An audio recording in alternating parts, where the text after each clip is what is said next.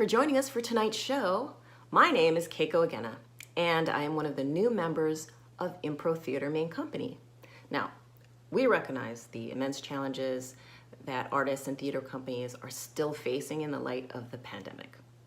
In our mission to spread joy, Impro has been active throughout the pandemic. In addition to our classes going online, we have presented over 350 live streamed shows for free.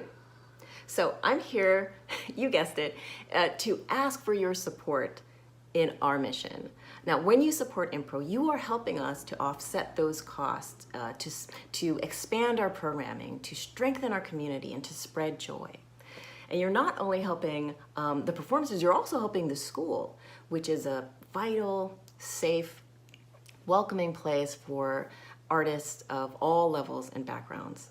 And we've made it very easy to make a donation. Just go to improtheater.com, click the donate button, or you can go to, you can text it from your phone, text Impro to 44321. That's 44321, text Impro. And we are a nonprofit organization, so it's completely tax deductible. Well, thank you very much for listening to this pitch and for making a donation. And please enjoy the show.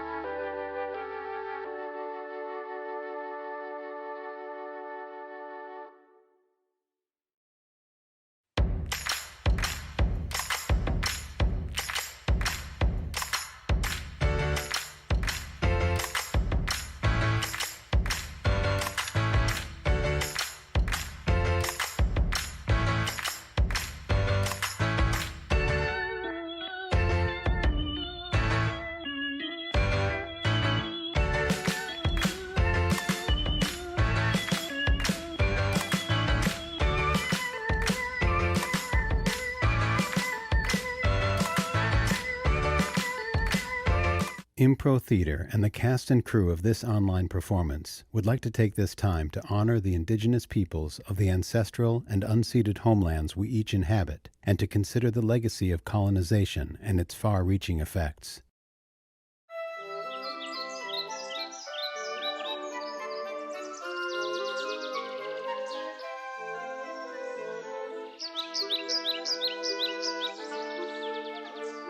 Hey, everybody, thank you for joining us for Impro Talk this week. I'm your host, Mike Rock.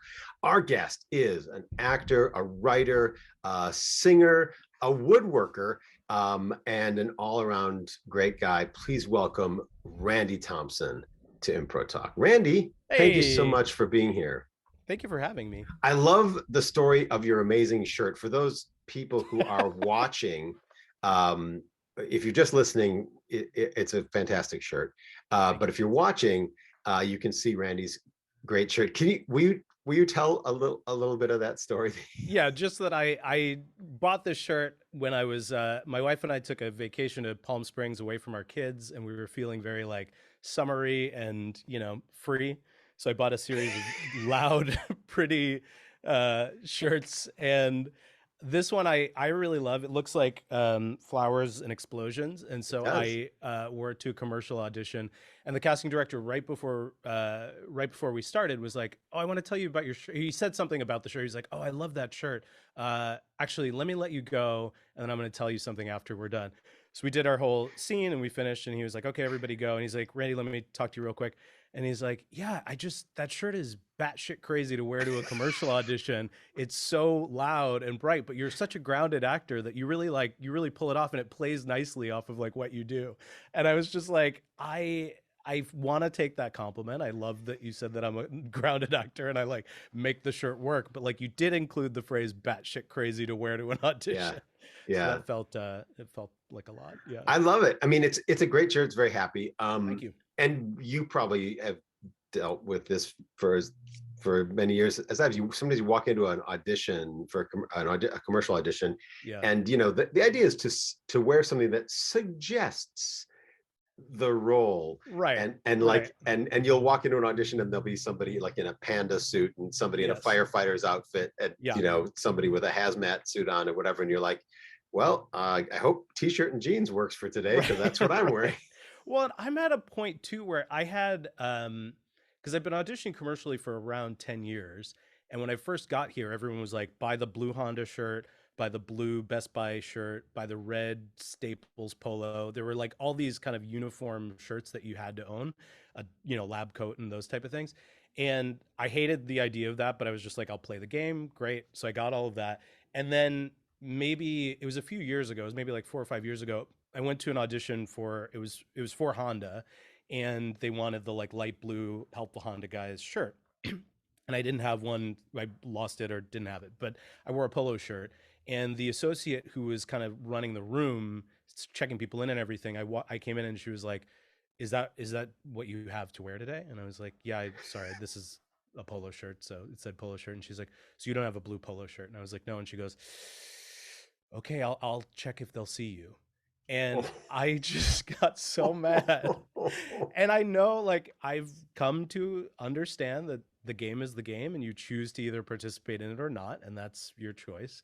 But I've stopped participating in the uniform part of it. I have something today that's asking for a Liberace type suit, and it's just I don't own that. I'm not going to buy that. So I will wear this shirt that suggests loud and colorful, and I hope that that's enough. But it's too stressful to like carry around all this costuming so that like an ad exec doesn't have to pretend, doesn't have to use a tiny bit of imagination to picture you in wardrobe. So Yeah. shouldn't we be at a place now where it's just like, okay, I can picture you. You're in a polo shirt. I can see what you look like in a polo shirt. I can picture you in the different color. Like I understand, but it feels like this is demeaning to everyone. Like It does everyone feel. hold yourselves to a higher standard. can, we, can we all just hold ourselves to a higher Yeah. standard, please? Yeah.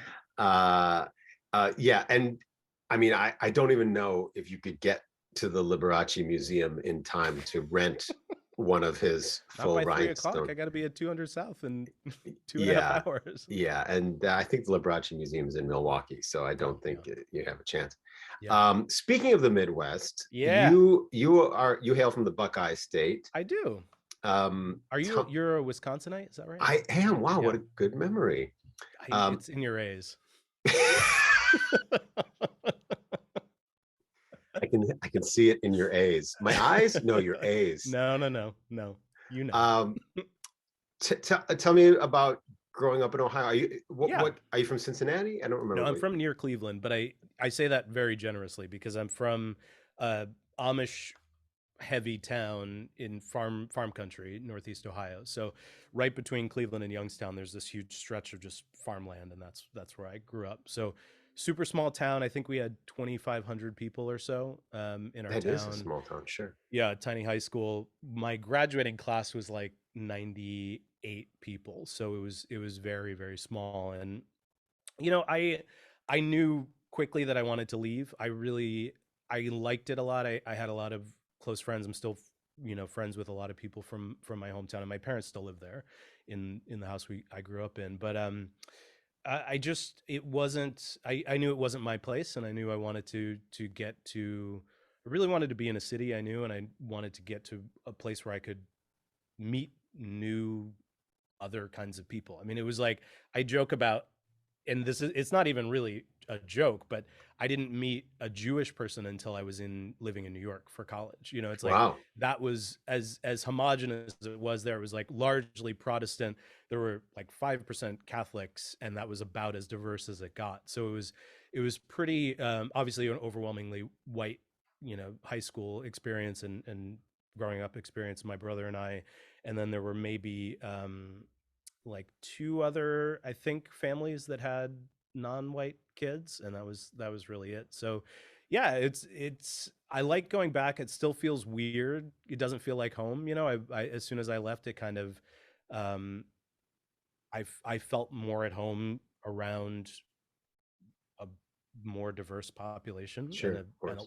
being surrounded by people. um but it was, it's a great place to grow up, and I clearly romanticize it now that I'm gone. you know What what kind of stuff did you do like when you were I would guess in a small town and kind of surrounded by farmland and stuff, you had more Yeah. outdoor experiences maybe than indoor experiences? Yeah, I mean, it was basically the kind of, it was I was born in 80. Sorry, let me fix my mic here. No problem. Um,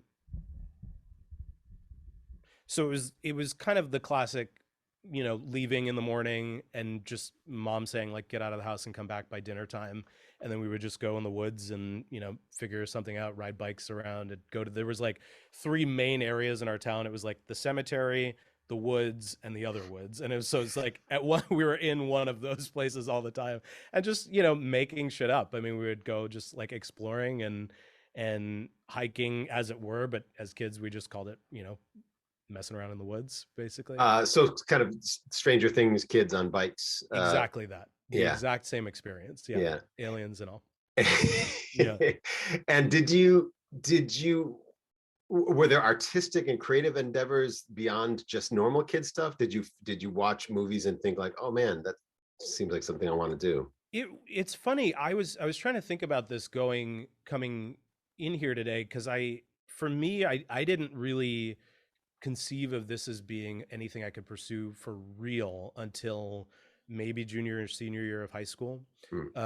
We didn't see, my mom took us to see the Nutcracker when my brother and I were maybe, I mean, we were young. I was probably at most in second or third grade.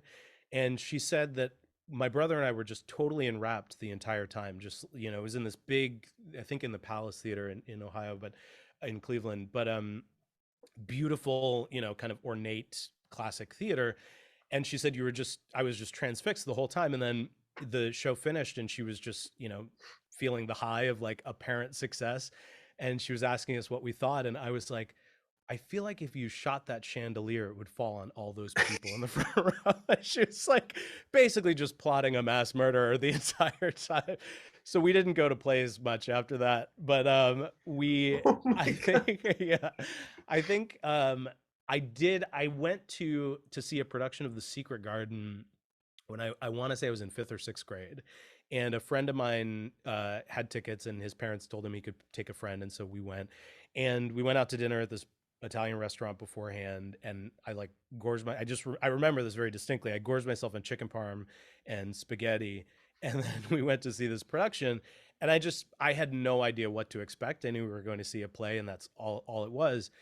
And I just, from the moment it started, the overture starts, and I was just completely just taken over. I mean, I just was obsessed, um and I ended up getting food poisoning, or something about Oh, eating all of that food didn't agree with me. So midway through like the first act, I got really sick, and I had to climb over all these people to get to the aisle, to run to the bathroom, to come back.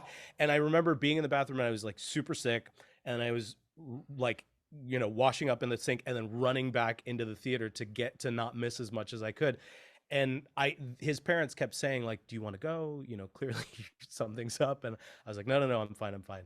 And just watched the whole thing, maybe in like 4 or 5 trips to the bathroom throughout. But I was just like buzzing about the production. And I would just remember on the way home, he and I were just talking about it, and just the music and the choreography and the entire experience of it was just like affecting me in such a profound emotional way, um unlike anything I had experienced before. And I didn't that wasn't like a moment where I was like, that's what I want to do, but it was a moment where I was just like, I need to see more of this. I wanted hmm.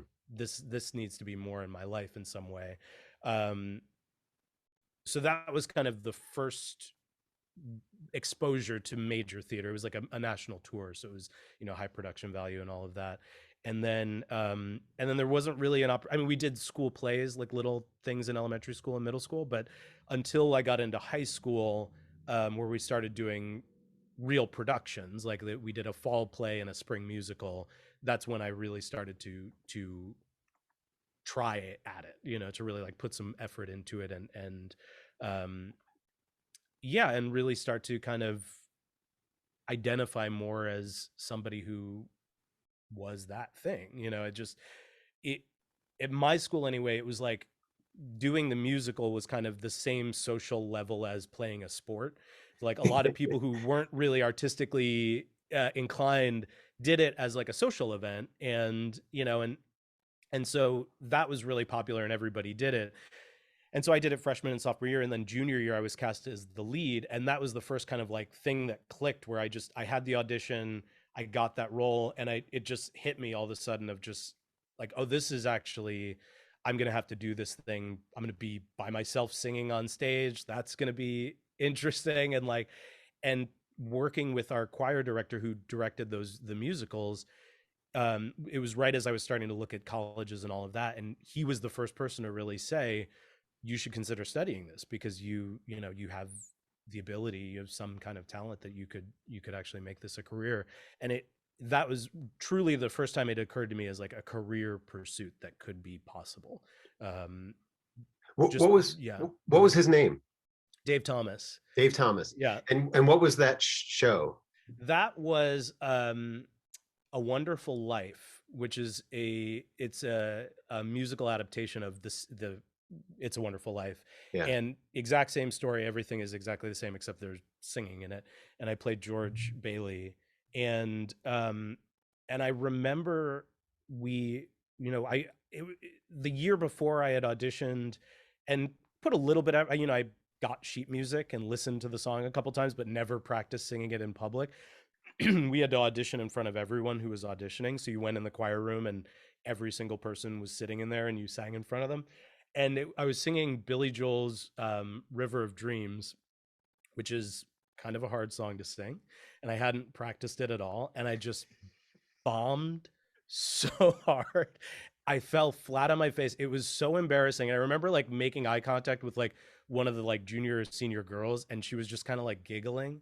And it was like that pain that lives with you for the rest of your life, of just realizing like, oh, I fucked up. Like I should have thought about this a little more.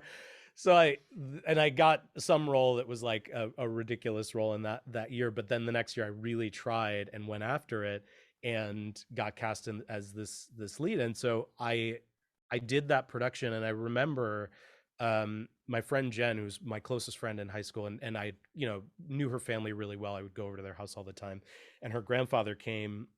We finished the show, and he came up to me afterwards, and he went to say something and kind of stopped himself and had tears in his eyes and just kind of like grabbed me for a hug and like held me in, and I was just like shaking, and I was just like, what's happening right now? And I had this moment of just this realization of like how this affects other people emotionally, and even though that had happened to me, years and years before, I hadn't really like put that together of just that I could be a part of that process and be a part of helping people. Like I have the words for it now. I didn't at the time, but it was like access emotions that they don't ever access, and feel things that they don't walk around in their daily life feeling. And it just was, I was addicted to it immediately. I was just like, this is this is special for me. I'm special at this, and I think I could do this. So that, I worked with Dave, who is the choir director, on coming up with monologues and songs to put together an audition package for schools, and really, I I had sort of a stupid process that I would never recommend to anyone, where I've always been like a curious learner, a curious person. Like I like learning and pursuing different things, and I didn't know how to, I don't know, maybe you have the same experience of growing up in the Midwest, but like, it's really difficult to say what you want. Oh, You yeah. spend a lot of time helping to be the person that other people need to like help. And so I wasn't able to articulate for myself that I really want to do this. And I had a lot of interest. And so I decided to kind of leave it up to fate. I knew that I wanted to live in New York City at some point in my life. So I was like, I'm going to pick an acting school in New York. And so I just Googled or whatever at the time, looked up acting programs in New York, and NYU came out pretty early. And I looked at their program and I was like, oh yeah, this will work. And so I decided I'll apply to NYU, and Tish will do. yeah, it'll be fine. I'm sure they're fine. It's fine. So that I applied to NYU as an actor, and then I applied to Carleton College as to study pre-law. And if I got in there, I was going to be a lawyer. And I applied to Reed College in Oregon to design a psychology major. And so I was like, I'll be a lawyer, I'll be a therapist, or I'll be an actor. And I'm just going to send these 3 ships out and see kind of which one. And secretly was hoping that NYU would be the one. And I ended up getting into, I think I got into both Reed and NYU, but I just, as soon as I got the NYU letter, I was like, this is what I'm doing. I'm going there. And I had an audition for their musical theater program, because somewhere in that list, it was like Cap 21 musical theater. That's what that's the top of the top. And all I knew at that point was that musical theater was kind of, you go to Broadway and then you do musicals, and that's acting. And so I auditioned and I got in to Cap. And I remember getting the acceptance letter, and it said, you've been accepted into Cap 21. And there's another studio at NYU called Experimental Theater Wing, that's ETW. And when I was looking at all the schools, I somehow swapped those acronyms in my head. And so I thought that I had been accepted at ETW, and I was so devastated, because I really wanted to be an actor, but I didn't want to do experimental theater. I didn't want to be like a weird naked 70s. I didn't want to be in hair for the rest of my life. I wanted to do musicals, which is real theater. And then some other packet came, and it was like, you're going to do voice classes in this. And I was like, wait a second, this sounds like musical theater. I re-looked it up, and I was like, oh shit, okay, great. This is great. So I'm doing that. So that was kind of my first, intro into like, okay, this is maybe going to be a professional pursuit. No offense to weird, naked experimental theater people. Not at all, because I ended up going there, and that I went to Cap for my first 3 years, and I had really good experiences, but overall, it wasn't disappointing. It just wasn't me. And I lost all kind of passion for musical theater that I had, because I was suddenly living in New York City and seeing all of these different kinds of productions, and having my mind kind of expanded as far as what was possible for performance. And even just like walking to school and walking through Washington Square Park and seeing street performers every single day, you see these incredible physical athletes and dancers doing this, just busking essentially, and having these kind of mind-blowing moments as a, you know 18, 19-year-old living in the city for the first time, of just seeing that this is a thing, seeing this is possible. And these are guys that are just like taking the subway and then going back to the subway. It wasn't like this was Broadway come to the village. um so I kind of started becoming really disillusioned with the training I was getting. I wanted to do more acting. I didn't feel like the acting training there was super strong. So I decided to pursue either classical theater or something else. And they do this kind of presentation that you can, it's like I forget what they're called, the advanced studios. So after sophomore year, you can transfer to another studio. And I went to that, and there was this guy who was describing, he was from ETW, he was one of the faculty members there from the experimental theater wing, and he's describing the show that he's going to direct in the spring. And he said, he was kind of dancing around what it was, and he was like, yeah, so we're gonna figure it out, but if hanging naked over a pit of fire seems like interesting to you, then audition for my show.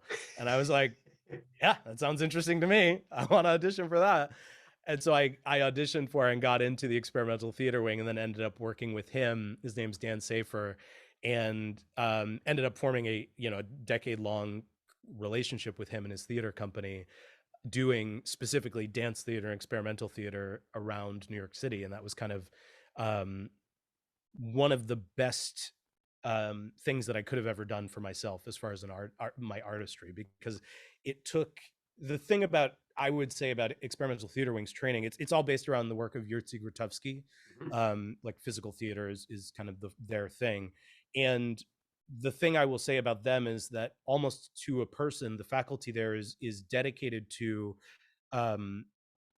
broadening everyone's concept of what theater is, what performance is, what music, what singing is. I had a voice class there with this incredible man, whose name is Jonathan Hart McQuaya, who's of the Roy Hart School, and I think he was Roy Hart's son. But he's an unbelievable performer and teacher. And his vocal class, I come to this from a singing background. I'm ready for a vocal class, and it's about making sounds with weird parts of your voice and drumming on your body and listening to cars and developing a rhythmic relationship to the city around you. And it's like all of this stuff that, like, the first day I was just like, what the fuck is any of this?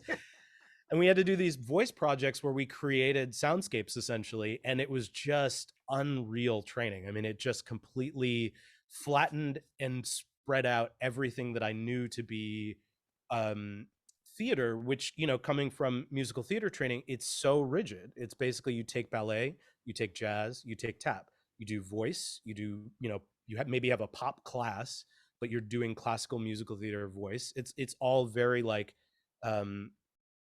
rigid. And then this was not anything but that. It was break down the walls, be in the audience, walk outside, do as much as you can to explode what this idea of this art form is. So that was huge for me. Jonathan Hart McCoy sounds like a kind of an amazing person to be connected to and working with. He's got a long history of alt theater scene, New York stuff. My group used to perform across the street from La Mama, etc. And he I did shows. A show at La Mama. That's super rad that you got into that. It really, the faculty there, and I had amazing faculty at CAP as well.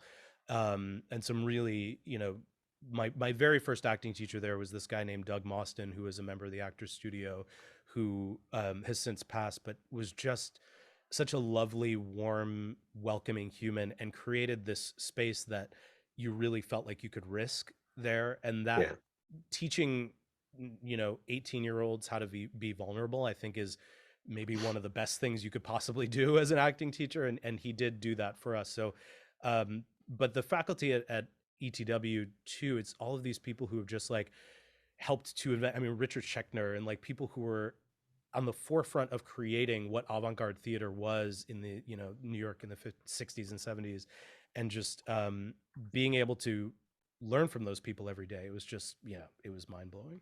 Yeah, that's so amazing that you went from kind of just being like, well, maybe I'll be a psychologist, maybe I'll be a lawyer, and then you end up, at the sort of, not sort of, but literally at the cutting edge of really cool New York City Yeah. theater. Yeah, it's wild too to look back to and just, I think everybody probably does this, of just realizing like, oh, I shouldn't have skipped that class because I was high the night before, because it was this incredible master class with somebody amazing, and things where I'm like, I wish I had taken more advantage of the things that I did. But it happens for a reason, and everything led up to where I am now. And it just I'm so grateful that the my wife and I kind of, we always talk about these touchstone moments in life where it's like they're the ones that you look back on and you realize after the fact, like, oh, that was a clear break, in path where I could have gone in either direction. And then there are others that you realize that it's happening in the moment. And one of those was when I was sitting in that presentation and listening to this guy talk about his theater company and the things that he wanted to do for this show. And I really had that moment of just like, oh, that's what I need. Actually, I need to go do that right now. And I'm just so grateful that path worked out in the way that it did, because go ahead. No. I want to hear. Just that I right out of school started working with his theater company, and we did a couple of shows. We did the show at La Mama. We did, shows around the city. We ended up traveling to Europe and doing a couple of performances around the country as well. And it led to these amazing collaborations, people that I will hopefully work with for the rest of my life. And just know, people that I feel lucky to have encountered at that point in our lives before we went on to our different paths as well. So it was such a life-changing couple of years that, I'm so grateful for it. It's so interesting. It sounds to me, and I know while you're speaking, you're probably appreciating it even more. It sounds like such an incredibly rich experience that you had, Yeah. going to NYU, Tisch, Mm-hmm. and Cap 21, and then ETW. And yet you are able to say, like, with some sort of clarity, like, oh man, I wish I would have done this other thing and more of this. And Yeah. because I feel that same thing. And the interesting thing is, I think that is the nature of a curious person, particularly a Yeah. curious creative person. Not to pat myself on the back too Yeah. hard for No. being that, but Right. I think that's in our nature, is to think, Yeah. like, I did all these things, and when I'm telling the story to somebody, it sounds pretty great, and Yeah. yet I still feel like, oh man, there could have Right. been. Right. Well, because also, and I ended up working at NYU for a while after college, just doing admission stuff and working with the drama department there. And one of the things I always tried to stress, because I dealt a lot with incoming families and prospective students, and I always tried to stress to them was and I think this is more true now, is that we Americans, we are so attached to these kind of labels and names and prestige. And NYU Tisch has a certain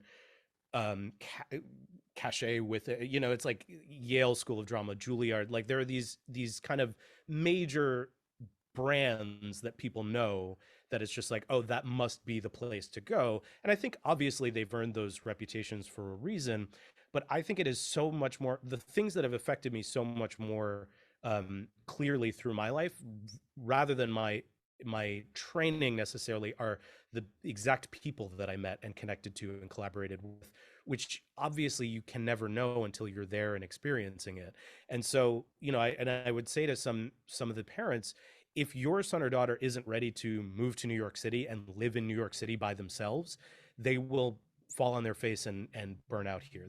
It is not the program for them. There are people who are amazing teachers and amazing collaborators in every school around the country, in community colleges around the country, and that will never get the same amount of recognition, but will have the same level of impact on the people they work with.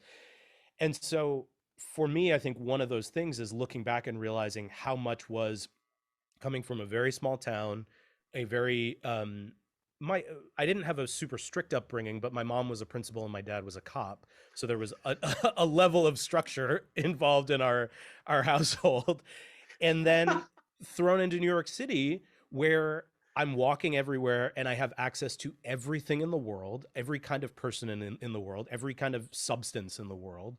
And I can do whatever I want. And there's no one at the school other than the letters that you get at the end of the end of the semester saying, hey, you missed too much class and you're failing. There's no one there to say, hey, come to class. What are you doing? You missed 2 classes last week. You need to be in class this week. It's just up to you. And so there were a lot of times, I started dating somebody and we discovered pot together, and we just like would get high all night and then sleep through our morning classes and then show up in the afternoon. And there were all of these like experiences that now I look back and I'm like, fuck, I missed so much just because I was figuring out how to be a human being living in New York City independently. And I figured it out, but I think you're right. I think that certainly is something that's a part of being like a curious person. But I also think that it is just a function of being in a really intense, overstimulating environment as well, coming from one that is not that. The New York City, the world at your feet. Yeah. Among I mean, with all those incredible opportunities and all that stimulation, there can be like being overwhelmed and yeah.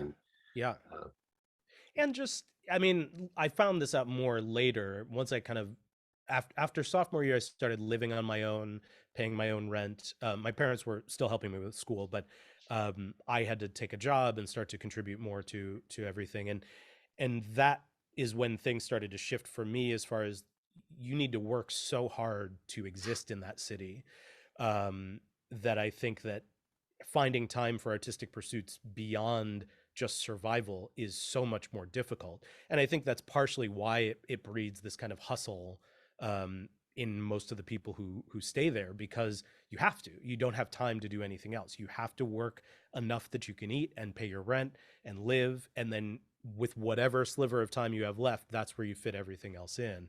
And so that was a very difficult transition period for me, where I was figuring out how to not starve and how to still act. And I found a job that was paid me really well, and I just stopped acting altogether because I could suddenly afford to eat out at a restaurant or go to a bar with the friends of mine who were working in finance and had nothing, didn't have the same kind of financial constraints I did. And it was so easy because I was already killing myself to be able to do a play for free and then, rehearse till 1 a.m. and then get up at 7 to work. That it just felt like, oh no, this is a healthier way to live. And I did that for a couple of years until I realized I'm angry all the time. I'm moody. I'm depressed. What's happening? Oh, I haven't done anything creative for 2 years. And I need to get back to that life. I need to find something that I can dig into again. Yeah. Was that the admissions job at NYU, or was that? It was actually a real estate job. I started doing real estate sales because a friend of mine was like, "Oh, you can act and rent apartments, and you'll make a lot of money, and it's great." And that is the furthest thing. Real estate is a 24/7 job. I don't know if you've had any experience with it, but it is 24 hours a day, 7 days a week, especially in New York. And so I was like killing myself to just make ends meet. And then I started doing a little bit better at it. And it's associated with a lifestyle in New York that I hadn't ever broken into, where it's like you're going to cocktail parties and you're going to like the nice bars in the financial district. And, it's like all of a sudden it's like, you're associating with people who are wearing suits all the time. And it felt like, okay, like this is where I'm meant to, I'm one of these people. And then at a certain point I was like, I'm not one of those people. I just want to do a play again.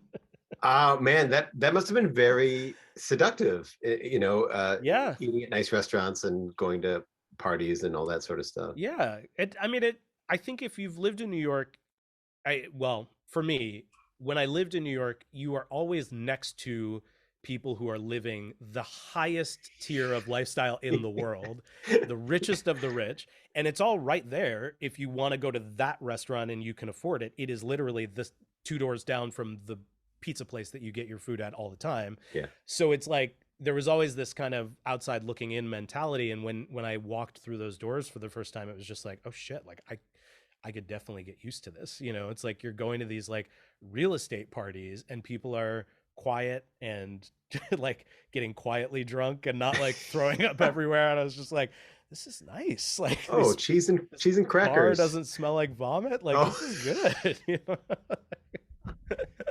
How did you, so you eventually come to this realization that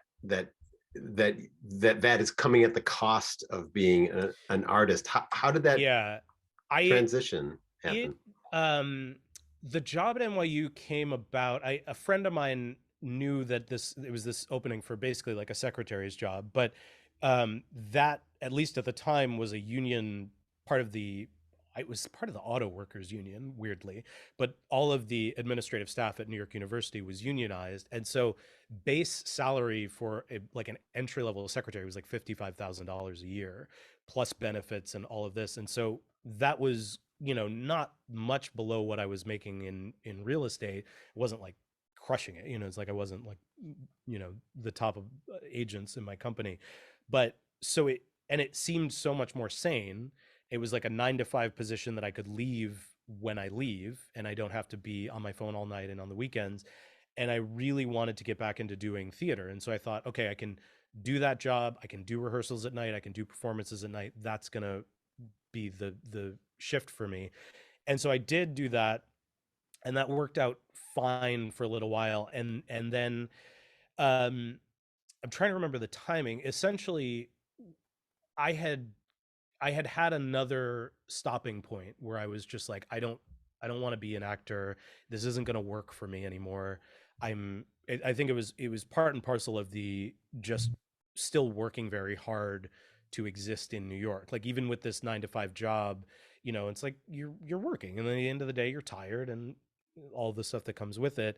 And I had done a couple of plays, and it just was, small theater was fine. It felt very comfortable, but it wasn't going to change anything. I wasn't going to get on a movie set. I wasn't going to do a television show. I wasn't auditioning for Broadway. I wasn't auditioning for like equity theater. And so my dad ended up getting sick back in Ohio, and he died. He was a year, very quick. He had cancer, and it was a really quick progression, and he died. And it was this moment for me where I went to his funeral. I came back to the city, and whenever you have those kind of major, losses, for me, when that's happened in my life, it makes me take a step back and just reevaluate everything. Everything that I was worried about felt trivial.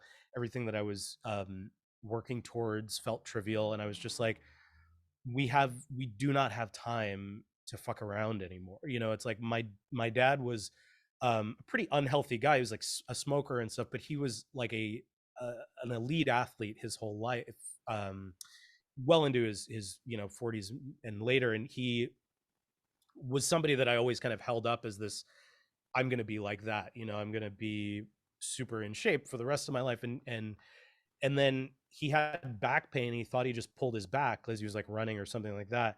And then went to get went to a physical, and his doctor found some numbers, and then he ended up getting scanned, and they found this prostate cancer. And by the time he caught it, it was already pretty advanced. And, prostate cancer is one of those that, depending on where they catch it, later in life, they're just kind of like, you're fine, you'll die of other things before you die of that. But his was super aggressive, and it already affected other parts of his body. And he didn't really treat it, just was like investigating treatment methods that were super like what you would do very early on. There's like a radiation seed. I think there was one of the treatments that his doctor was just basically like, it's too far progressed, like this will not work. And he still was, focused on that. Anyway, this is all to say that his life went from a normal, 62-year-old just living his life with his normal, like, middle-aged things, to being sick with cancer and dying so quickly. And for me, it was this humongous wake-up call where I I rededicated myself to pursuing things that I was passionate about. And that was the major shift then, when I was just like, no, this is what I'm going to pursue. I may not ever attain, I may not ever be a movie star. I may not ever attain like these certain benchmarks that I always had held up as this is what you have to get to be an actor. But I am only fulfilled. I am most fulfilled when I pursue this thing, and I need to pursue that thing. And it coincided, oddly enough, with my best friend from college, who's a Shakespeare director and teacher, losing an actor in a production of Love's Labor's Lost and asking me to audition. And I literally, it was like the day before that, I had this like come to Jesus moment with myself, where I'm like, you're going to say yes to things, you're going to pursue these things that scare you. And so we went out for drinks, and he was like, I need you in this production. I need you to audition. I was just like, I hate Shakespeare and I don't want to do this at all. Fuck you for asking me it, but I'm saying yes because I promised myself I'm going to say yes. And it totally launched this whole other section of my life, where I like went from this thinking of this one kind of art form as dead, dusty, and irrelevant, to being so excited about it and so passionate about it, and being like, this is what I'm good at again. Like, it gave me something to put my brain into in a way that I hadn't in a long time. And it was just like, it just woke me up in a way that I needed. Oh, I love that story. Yeah. I'm so sorry about losing your dad so young. That's Yeah. terrible. Yeah. I'm glad that it just like, it's, as I know, I mean, I everybody who's had loss, I think that that was my first major experience with grief. And I say it was, and it's not done. I mean, that happened when I was 23. I'm 40, going to be 42 this year. And I still have moments where I'm like, have an impulse to pick up the phone and call him to tell him something. And I'm moved beyond the immediate pain of it. It's just the like thing in the background that I miss him. And I wish that he could have met my wife and my kids, and, and been a part of my life now, because I just think it would have been cool to know him at this age, and for him to know me at this age. But I'm so grateful for that experience, because it is, as hard as it has been and will be forever. I think it immediately put me in touch with the reality of our mortality, and allowed me to start to look at that in a naked way that wasn't full of fear, but was full of, not drive isn't even the thing, but just like awareness, right? Stopping pretending that we're not dying all the time, and starting to be like, I do not know when that moment's coming, and all I can do is go after the things that I want to go after when I can. And man, this is starting to go in a tangent, but I don't know if you've ever practiced meditation, but for me, the struggle is always realizing that my thoughts are drifting and bringing them back to kind of like the stream, the center, and like my breath and all of that. And for me, that is the thing. It's like bringing the process of constantly bringing it back. And I feel like that for the rest of my life, where it's like, of course I have moments where I just like get wrapped up in my everyday shit for years. I mean, it's like, and then I remember again that kind of clarity that I felt, and I become more in touch with it again, and I kind of center myself again. Yeah. I've been I identify with all of that. Yeah. So acutely, Randy, because I've been sort of on this grief and loss journey for several years now. It's coming on 7 years now, I think, 6 or 7 years. And with just repeated sort of losses that cause that re-examination to happen. And part of the odd thing is believing once you have one of those turning point moments that you talked about, or when you have a loss moment that causes you to kind of re-examine the mundane versus a wish or a hero's journey, if you will. Yeah.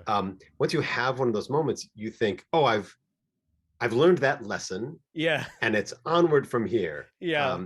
Not going to Yeah. worry about, food going bad in the fridge anymore. That's not going to bother me anymore. Right. Yeah. And that's not how it works. No. But it's that what you talked about with meditation, coming back to your breath. It's just coming back, just bringing Yeah. yourself back, realigning. Yeah. And as an artist and a creative, it's critical to be able to do that in order Yeah. to forgive this for sounding maybe sort of obnoxious, but like as an artist, you have to be able to honor your capabilities or your abilities or your talent or something. And the only way to Yeah. do that is to be able to come back and be present and be Yeah. available. Yeah. And also just to be vulnerable. And I think that is something that I will be working on for the rest of my life, and is so hard because it's so anti everything we do as humans to protect ourselves. And so it's like for me it's like those moments kind of shatter you, and you don't get an option but to be vulnerable because you can't contain it anymore, in my experience. And I've had a similar thing where it's like that was the first big moment of loss, and there were subsequent ones that really just constant like reopen. And it's like, oh, here's a new level of this feeling that I did not know existed. I thought I had figured it out. um there's this tangent story that I think about a lot. There's this documentary that I watched, wish I could remember the name, but it's about this man who had I think it was a brain injury, but he has a memory that's like 45 seconds long or something, and then it resets. Yep. And do you know what I'm talking about? I do. He's a musician. I can't remember it Yeah. either, but I haven't seen the documentary, but I know the story of Yeah, and just basically that he would write in these journals. There's a room filled with these journals where it's, for him, the sensation every time is, oh my God, I'm waking up. I'm finally over this. Thank God. I remember everything. I can't believe this. Oh, I feel alive. And it's just constantly, there's hundreds of these pages of the exact same thing happening over and over again. And it's so profoundly sad to me. But it is like, it's that for me, where it's just like every time that happens and I'm like, oh God, okay, now I've figured it out. Now I've figured out what this feeling is. I'm open, I'm vulnerable, I'm ready for the world. And then, and then you get away from it and then you realize it again. And it's that experience of reawakening, I guess. Yeah. I think it's the story of Clive Wearing and the man with the 7-second memory. Yeah. And I'm a fan of Oliver Sacks, and I think Oliver Sacks touched on his story or similar stories anyway. Yeah. It does feel, after a loss and the sharpness of the grief and etc. It does feel sometimes like, and again, this isn't everybody's situation, but it's many people's situations who have experienced deep grief. There is this phase where it's not only difficult for oneself to remember what you've learned and remember what vulnerability has been opened up, etc. But then to quote unquote go out into the world and have people kind of expect you to have been over it, or expect you to now be ready to not talk about it, or to maybe just I don't know. They're just, some of this might be manufactured by ourselves when we go out into the world. Maybe, but also, I mean, I was with a woman that we're no longer together, and at the time when I had this loss with my dad, and I was nowhere near the best version of myself. So I don't, we were in a long-term relationship that ended up ending after that. But I remember, a year later, having this sense of her feeling like, you should be over this, like you should, and I'm sure some of that was me projecting, but I wanted a sign everywhere I went to just be like, ask me about my dad. Don't ask me about my dad today. I'm feeling low. I feel fine. You know, I wanted to be able to just like have everyone know without me having to put forth the effort to describe over and over again what I'm feeling on that particular day, which was different than I felt yesterday. And it's Mm, like the exhaustion of that expectation, which, as you say, it's like maybe none of my friends were feeling that, but I that's the sense that I got of just like i I know that I've spoken to you about how I feel every day for the past 6 months, and I know you're tired of it, but I need to talk to you again about it because it hurts so much, and I don't know where to put this pain because mm. there's no place to put it, and I'm angry, and there's no one to be angry at because there's nothing. It's just life, and it just, you know, it that was always the hardest for me, and then also for people to say, oh, I know what you're going through, my dad died, I know what you're going through, my sister died. And I've had to check myself forever about doing the same thing because none of us know whatever anyone else's pain is like. I don't know your relationships, I don't know the days, you know, the intimate minutes that you're thinking about Mm. that change how your grief is presenting itself, and you don't know mine. And so it's like I try to be empathetic, especially when I know other people have experienced like things that could be in the same world, but I also try to remind myself that it's like, you know, we're all kind of going through it on our own and figuring out day by day like what today feels like or what this afternoon feels like, you know. Yeah. In his autobiography, John Huston, the film director, wrote some quote, and I've come back to this quote a few times, but it's kind of sounds simple, but it's so simply true, which is that um, he talks about waking himself up from a nightmare and being surprised at the feelings that it caused. And Mm. he says it just goes to show us that none of us knows what's going on beneath our own skin, let alone what's going on beneath someone else's. Yeah, Uh, that's great. and Yeah. it's so true that it's important to be present and to listen and to extend empathy and share vulnerability. And it's so important to check yourself, like you said, when you start trying to compare apples and oranges. Right. Right. um, it's it's just but I think having the conversation and finding somebody with whom you feel comfortable to just share raw Yeah. your how you're feeling that day is a great step in the right direction. Yeah.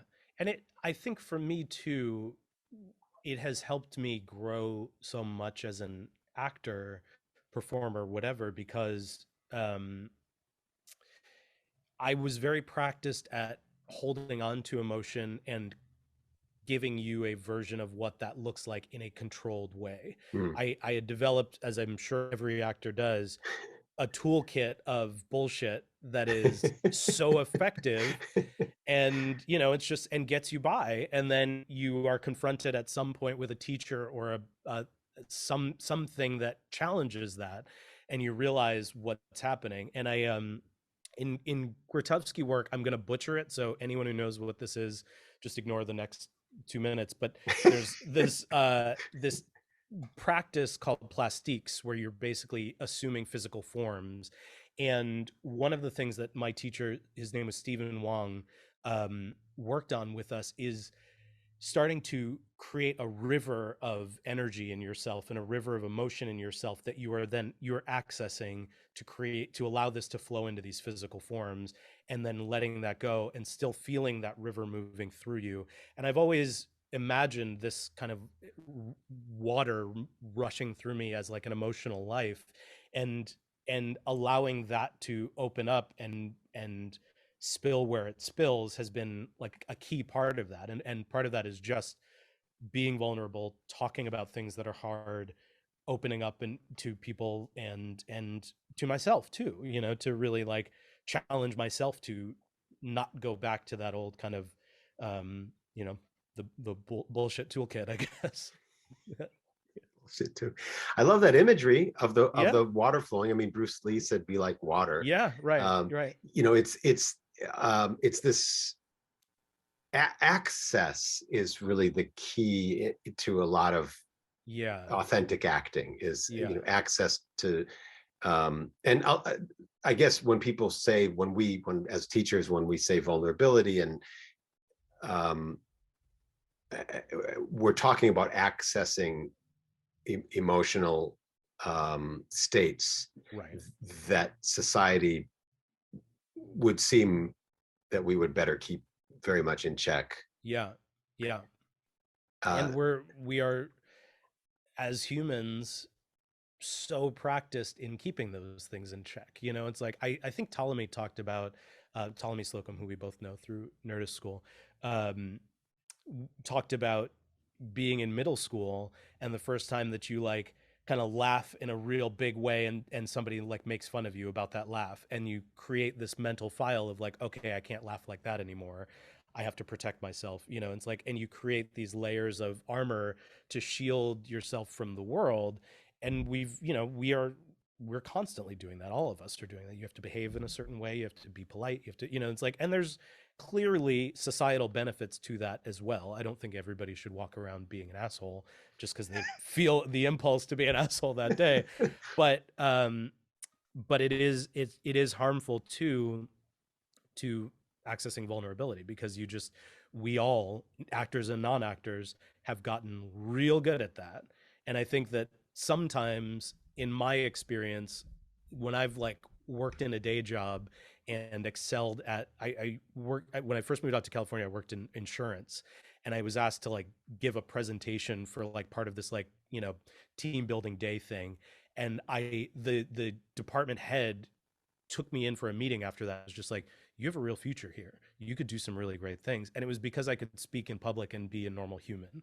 And everybody else who were, super practiced insurance salespeople who would, were skilled at their jobs, would stand up in front of a room of people and just like shrink down and hide themselves and protect themselves and be like everyone else. And I think that it is, yeah, I'm not breaking any new ground, but it's always interesting to me to consider just how skilled we all have become at creating those layers and that yeah. armor. Yeah. And patterns, and Mm-hmm. like sort of like menus and submenus and scripts Yeah. and etc. Yeah. Just to try to kind of navigate, how is this supposed to go and how is this Yeah. supposed to work, which is Right. probably why great great performing arts things often have characters who break those patterns, break those scripts, Yeah. sometimes portrayed that they're doing that and they're transgressing in a negative way, Right. societal Right. norms, but sometimes liberating. Sometimes that's the hero of the story, and the person Yeah. that we all want to Yeah. look up to. Yeah. Have you ever seen any either live or filmed versions of Mark Rylance Oh, of performing course. Shakespeare? Yeah, yeah. I remember listening to him talk about his effort is always to forget what his next line is. And to me, I think like, obviously he is a extraordinary talent. Some of the roles that he is cast in, I think, work better than others for what he does. But that's in no way knocking the genius of Mark Rylance. But it is so captivating to me to watch him do that, to watch him really try to forget what he's supposed to say next and find it as a human being in front of, many thousands of people. It's just like, to me, is just so difficult to make your goal. That's a pretty scary challenge to set for yourself, because what if you're Yeah. successful? But it does create real life too. It creates a real human being up there figuring it out. I hadn't heard that quote about him. I love the idea. I had the means to go back to New York to see the Twelfth Night, Richard Yeah. III Yeah. pairing with Stephen Fry and all Yeah. those other great guys. But what a big part of what we talk about in acting is always just being present Right. in the moment, and being a good listener, Mm-hmm. And I think that's parallel to this idea of forget your next line, because you just Right. need to be present and listen. It just so happens that part of your brain is going to feed you that Right. next line that was Right. written. Yeah. But for the moment, forget that and just be Right. present. Yeah. Which is why people sometimes get get their hackles up. Is that the right word? So sometimes Yeah. people don't like the idea of a fixed performance for and which is kind of the currency of Broadway Right. and other theater spaces, is that the performance not deviate a great deal Right. night to night, because it is a product. Right. Um, Yeah. but which is definitely why I have gravitated so much toward improvisation. Yeah. In that I get to be alive and feel and be Yeah. reactive. Which is not to say that that's not possible in scripted acting. It's just a No, different way. it is a whole other tool set or skill set, and a whole other form, right? I mean, it just, to me, it's like, obviously requires a huge amount of talent and work and skill. A friend of mine was a swing in Mamma Mia for a couple of years out of school, and she talked about, she had to learn all these different tracks, but at year 2 or year 3, I think it was, she could have gone on stage drunk. She could have gone on stage high. She there was her body, the muscle memory was so clearly established that for her, as much as she was able to connect with, okay, this is that kid's first night here, this is their first time seeing it, even though it's my 500th performance, it, at a certain point, she needed to leave the show because she was just like, this is not, it stopped being interesting to me, it stopped being fun. And I think my mind works in a similar way, where I have, whenever it starts to feel like a pattern to me, it starts to feel like a like on extended runs of shows, I have to work so hard to keep my mind engaged and get out of that w- impulse to perform by rote, because it is so easy, and I have to find new things about normally these days, I just try to make it about everyone else on stage, and I'm finding new things about what other people are doing to make it alive and fresh and interesting. But it is, yeah, I mean, I think I came to improv pretty late in life, but that's the reason it was so exciting for me, is it felt so scary. I was bad at it again, because I had like developed an arrogance about performing, and I had developed this idea of like, okay, I figured it out, I know how to do this, I can walk into most rooms and feel competent, at least. And did not feel that way about improv at all for a long time, still don't really. And I and it was always the thing that you can't prepare for it. You can train, you can, practice, you can allow yourself to go back into that well over and over again, but you are never going to know that. You just, by the nature of it, you're not going to know what that night's going to look like. And so it still is incredibly exciting for me for that reason. Yeah. What do you? We're still in a pandemic. Yeah. Here. As we record this, Yeah. what are you looking forward to as uh, sort of things come back on to real life or um normal life? Live theater is the biggest thing. I My last play was in 2019, and I'm now prepping for a production of Pericles this summer.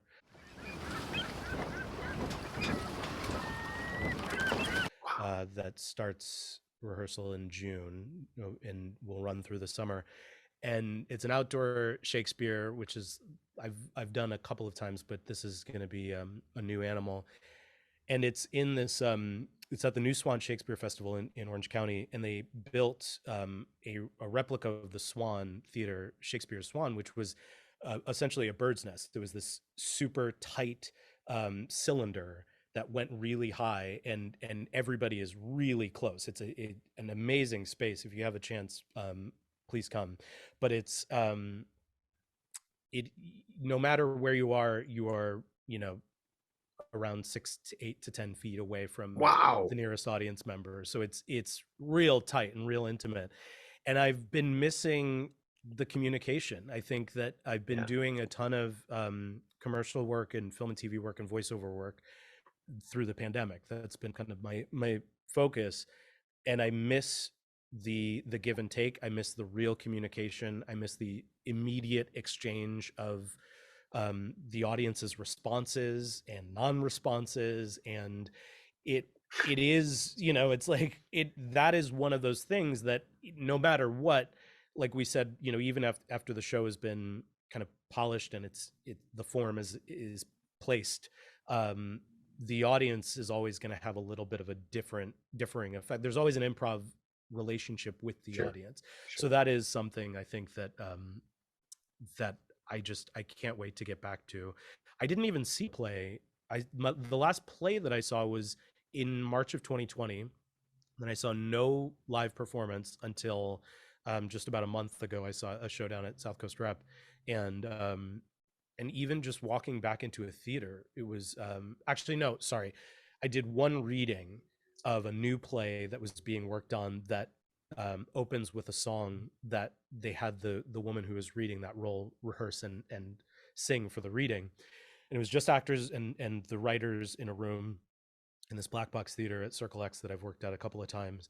And she gets up and starts singing, and everyone starts weeping immediately. And it was just like, it was gorgeous and it was moving, but it was such a release of all of the things we had all been holding on to for a year. At that point, it was a year in.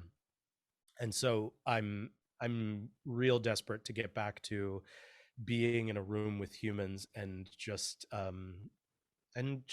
exchanging emotion again. I think that's the thing about this for me, is that we are I miss humans, I miss people, and I miss being weird in front of them and having them say things about that. If you're willing to be naked hanging over fire. Shakespeare's nothing. That's exciting. And Pericles, I don't think is done very often, so that's pretty cool. It's not. It's one of the weird ones. It's my wife's. I think it's one of her favorites, but she's had this this goal to direct it for a long time, and so she is directing. She's a theater director. That's her bag, and she asked me to audition, and I did, and I'm doing it. So it's a weird one. I love it. It's hard to describe to anyone because it's a series of extreme vignettes in these vast different places around the world very quickly with like breakneck speed front to back, and it's the portrayal of a man from his, I think, 20s to his 60s. I mean, it skips time so fast, and it's incredible. So it's going to be a giant mountain to climb. I'm already, reading it and already like, I don't know how I'm going to do this. I don't know how I'm going to get to this one. Like, it's just, we'll figure it out in the room, but it's like, it's crazy to go from zero to, free soloing again. But that's fantastic. That's like the being on the cutting edge and feeling like it's risky and dangerous is what it's about. That's so stimulating. Yeah, totally. Yeah. And finally, put on your teacher advisor hat for just a second. Yeah. What thoughts or advice or motto or whatever you want to call it do you have for young artists or artists of any age who are thinking about sort of scratching that itch and being expressing themselves creatively? There are two things that come immediately to mind that have helped me that I didn't learn until much later in my career, which are, the first being, you as you are right now as a human, just you are enough. And I always, it's a much longer conversation, but as a lot of people, especially people of mixed ethnicity, have experienced, you struggle to find a place, you struggle to find an identity. And I was always aspiring to be a certain thing, I needed to get to this place so then I could be a real actor. I needed to become this thing so I could do this career. And it took me so long to realize that I will never do what Mark Rylance does. We are different humans. We will never be considered for the same role, I hope. And it's like you and we've been in the same auditions before. We've been considered for the same parts. We're not actually being considered against each other. Right. They're deciding, do I want Mike Rock today, do I want Randy Thompson today for this project? And it's like, we can't compete against each other. We can only show them who we are as authentically as possible, and that will determine, um that Brian Cox, I think it's Brian Cox, said, what is for you will not go by you. Yeah. And it's like, if you show them you and that's for you, then it will not go by you. And that is the biggest thing that I think I struggled with a long time, but also struggle to convince new actors of just, you don't have to do anything. You can walk into a room right now with no experience, and if you match what they have in mind for that character, what that writer envisioned, if that happens to be you and all of your weirdness, there's no one in the world who can do that better than you. You will get that job. So it's like, you have to obviously, training is important, obviously, um, craft is important, work is important, but at the end of the day, I personally believe it is the most important thing to get out of your own way and be as authentically yourself as you can possibly be. So that's the first one. And then the second one, is it's I'm going to be very inarticulate about this, but something that I only learned a couple of years ago, actually working with somebody through Nerdist who is pretty successful as a working actor, who I would consider to be in one of the higher tiers of working, and seeing, the struggles that she was going through with whether she was going to get this job or that job. And this job just finished that was an amazing show that she's a series regular on, that she's making all this money and getting all of this attention for, that finishes, and now she's back to wondering what the next thing is. And I, in our daily conversations, realized that she is struggling with the exact same things I'm struggling at, even though I would place myself at a much lower tier as far as like the hierarchy of success of actors is concerned, whatever that is. And realizing that this will be the rest of my life. There's not a moment where you get cast in a Marvel movie and you're the lead and then all your troubles end, right? Maybe you make $10 million, but you're always going to have the exact same struggles. There's going to be different scales of money involved, different scales of status and power and attention and all of it. But at the end of the day, the core struggle of an artist is the same forever. And you have to become okay with that pretty early on, because it's not a linear path, and you will have moments of extreme success where everyone in the world is like, whoa, like, you're on national TV, you are doing it, you're a real actor. And you're sitting around not getting auditions for a year. That, yes, that's on TV right now, I have nothing coming up.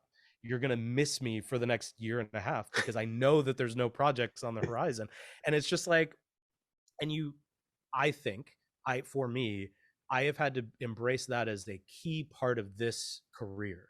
Not just disappointing, and I hope that doesn't happen, but it is the thing for a long time, to allow myself to celebrate the things that happen that are good, be sad about the things that I don't get or the things that I wish happen, but not to attach so heavily to the highs as defining me, or the lows as defining me either. I think both are important. So I know that's not super articulate, but I think, like, I always expected, one, that there was going to be a tier that you get to, that it's all easy and then you just wait for the offers to come in, and that's 10 people in on the planet, and even they have a lot of problems.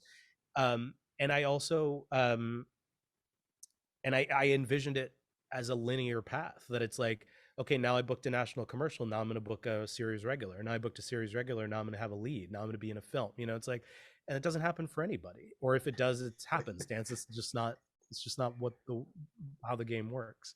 So I think the earlier that people can start to embrace that as, part and parcel of the journey, and not an anomaly, or not like something you have to get through to get to the next thing, the happier you're going to be able to be earlier in your career, I hope. And have other interests and explore other things. For sure, be a human. It's like, I'm the last year I've been obsessed with scuba diving, and I'm like, that's what I'm spending all my time thinking about and doing. And I don't think it's going to play into my career. It might, but I'm like passionate about it, and I'm alive, and I'm like, excited to like nerd out about it with other people, and it's just like it gets me going in a way that, like, you know, sitting on my couch and playing video games doesn't always do.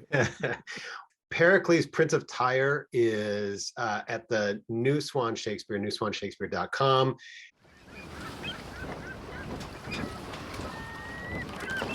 Performances in July and August, and this is very exciting. I'm excited that you have that to look forward to, because that's especially working with your wife, which is wonderful. Yeah, she's incredible. Yeah. Randy Thompson, thank you so much for doing this. Great. And thank you for watching and or just listening. You can get Randy's shirt at a fancy it's like Banana retailer Republic, near you. Yeah.